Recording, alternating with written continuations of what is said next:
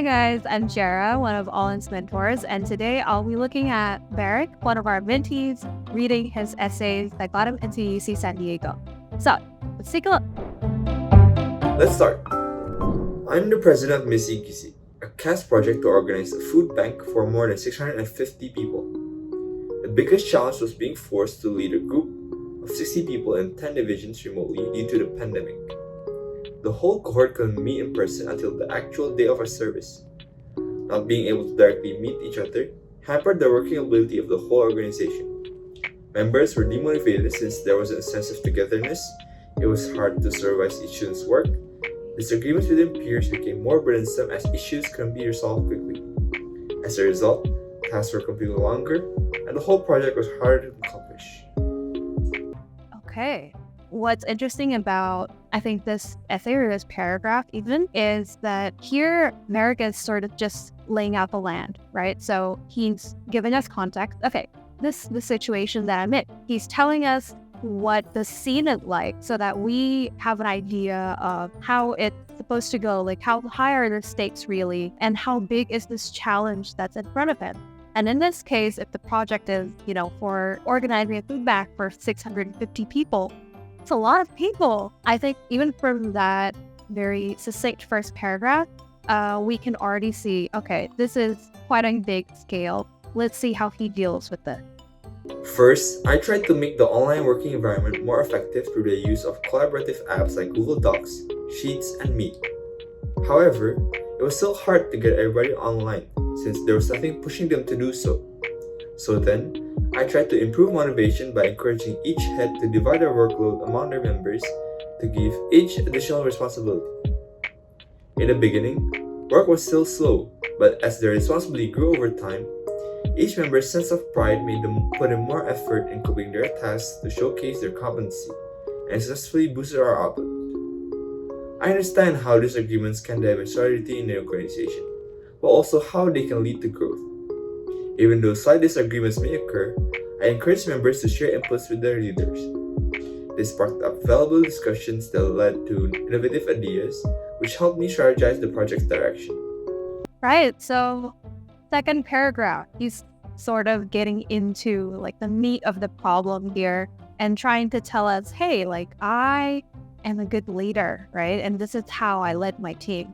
What makes this a good paragraph? I feel he's very specific. He gives us really concrete examples as to how he helped his team get through these challenges. So, for example, I think he gave us two different ways that he was being a leader. So one was, he was empowering his department head to delegate to their team member. And then the second one is also he was sort of still empowering his department heads, but in terms of conflict resolution and how they could get over conflicts and try to create that into a more productive discussion. What makes one unique is the way that you approach that problem or you approach that situation.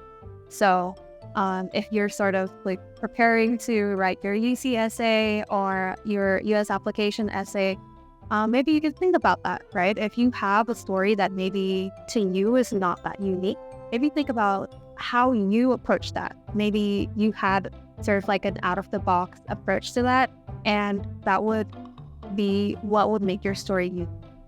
Through this experience, I realized the true extent of my leadership capabilities. Every leadership experience has its own difficulties, especially when working with new groups of people. It is up to the leader to adjust their leadership style, which I did by putting more trust in my team members rather than leading autocratically. The trust in my leadership inspired me to change from being a passive person to one with a burning desire to lead and make an impact on others.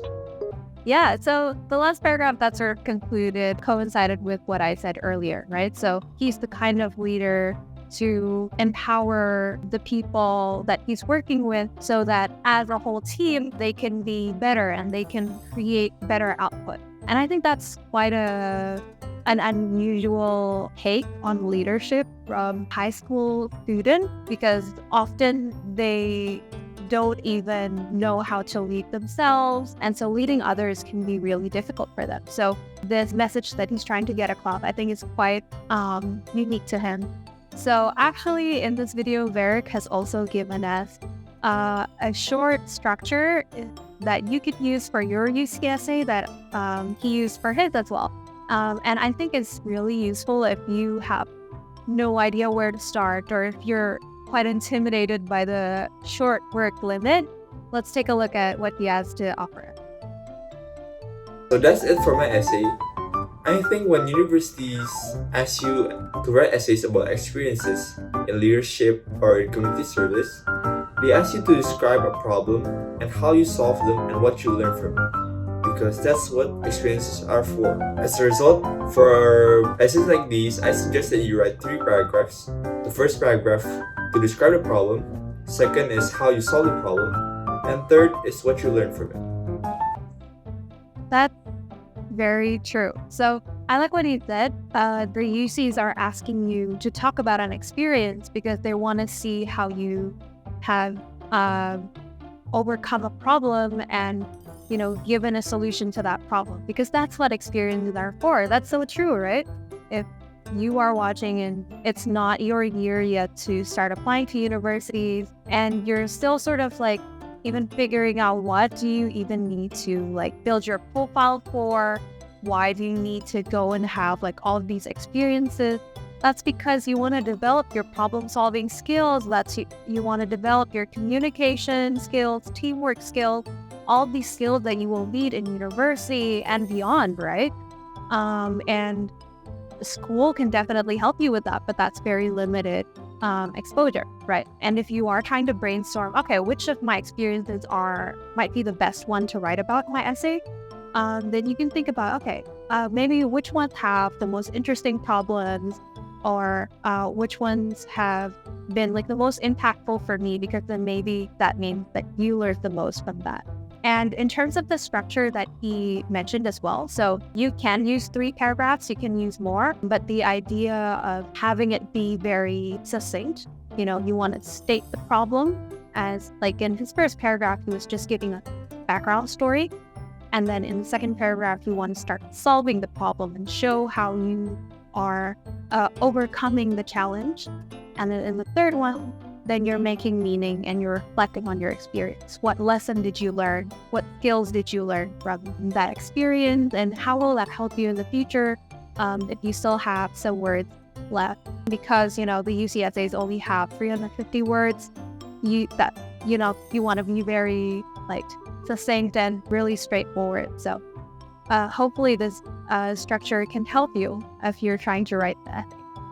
Okay, that was a very interesting essay by Varick. I hope you've gained some insight into how you can write your UC essay. Thanks for watching, and don't forget to share, like, and subscribe. Bye!